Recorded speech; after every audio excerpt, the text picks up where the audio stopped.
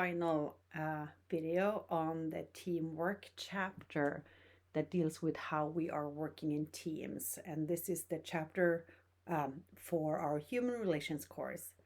And here we are going to talk about how we can prepare for and conduct effective team meetings.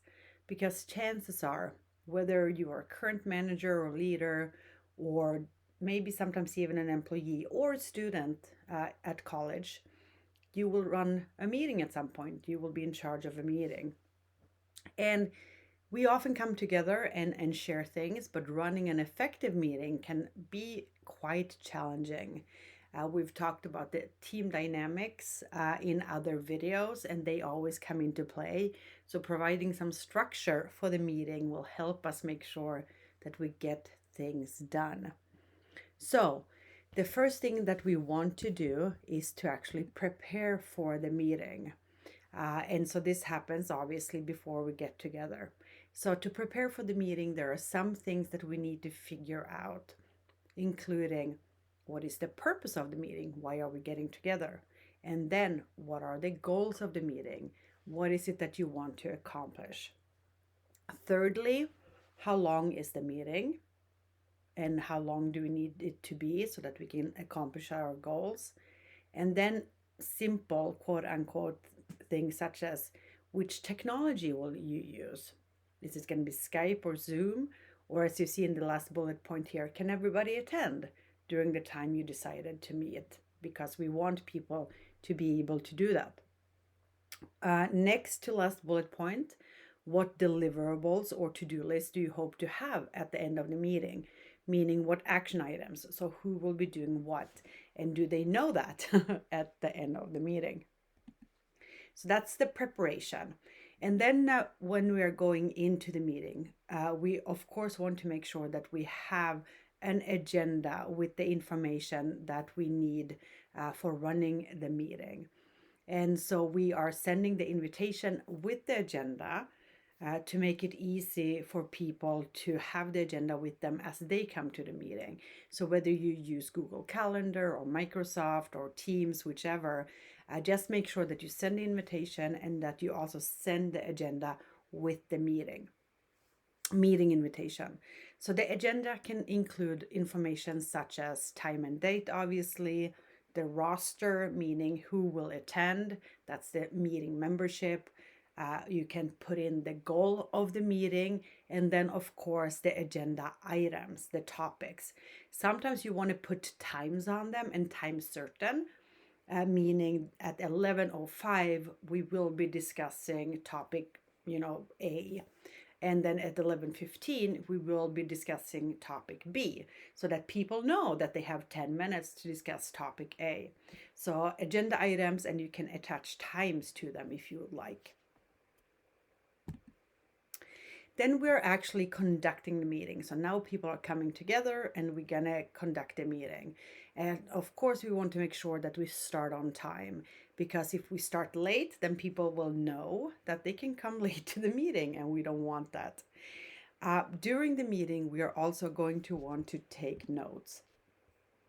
They will then go into the meeting minutes after the meeting. So we have minutes that come from the notes. Everybody should be able to contribute during the conversation. If you have one of those more passive participants that we talked about in the prior video, maybe you want to call on them directly. It is nice to get contribution from everybody who is at the meeting.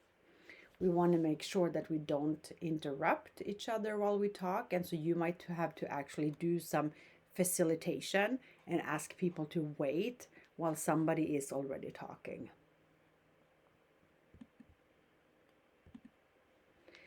We are always role modeling, so we are always setting examples for how we do things. And if you are on a tech call, on a Zoom or Microsoft Teams, using camera is a good idea.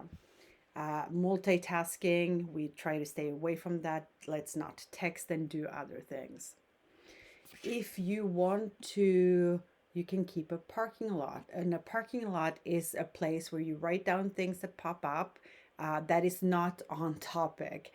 But these might be good ideas that you can either cover in other meetings or that you can send out via an email for separate action items, etc., etc. So keeping a parking lot is a good idea because we will stay on topic, and that also allows us to keep the control of the meeting so that we can finish everything we need to in this meeting. We already talked about taking notes for minutes, and you can also take notes to write the next meeting agenda, right? So if you have things that are coming up, you can either put them in the notes for the minutes, you can put them in a parking lot, or you can put them on the next meeting agenda. We already talked about staying on track. We want to respect everybody's time. So we want to stay on track and adhere to any of the timelines that we have in our meeting agenda.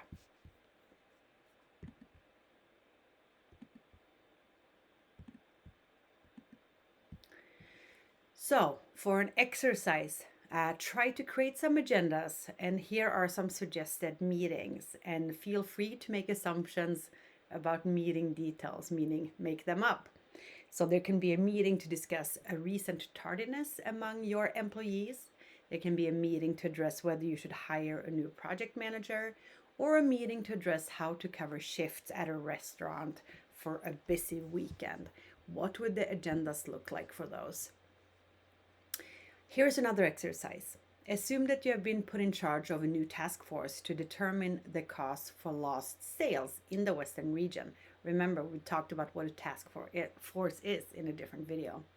As the leader, it is your job to schedule and run effective meetings. The outcome of the meeting will be a report that includes research and possible reasons and solutions for the decline in sales. On your task force, you will have reps from marketing, accounting, manufacturing. Traditionally, your marketing and manufacturing team has been conflicting because they have conflicting goals, and you are concerned that this will be a problem. And you only will have 3 meetings. You know that the meetings need to be effective so you can finish your work. So here it is in the sub bullet points. Write an agenda for your first meeting. Discuss the phases of the group development process that your team will likely go through. And then as a team leader, you're also concerned about personality conflicts that may occur during the storming phase. Remember the Tuckman team development model. What are some of the strategies that you can use to reduce or eliminate any issues? So in summary, always have an agenda which should consist of meeting goals, times, among other things. When you run the meeting, make sure to stay on track with time, take notes, and watch for team dynamics that could derail your meeting. So with that, enjoy running effective meetings, and I'll see you next time.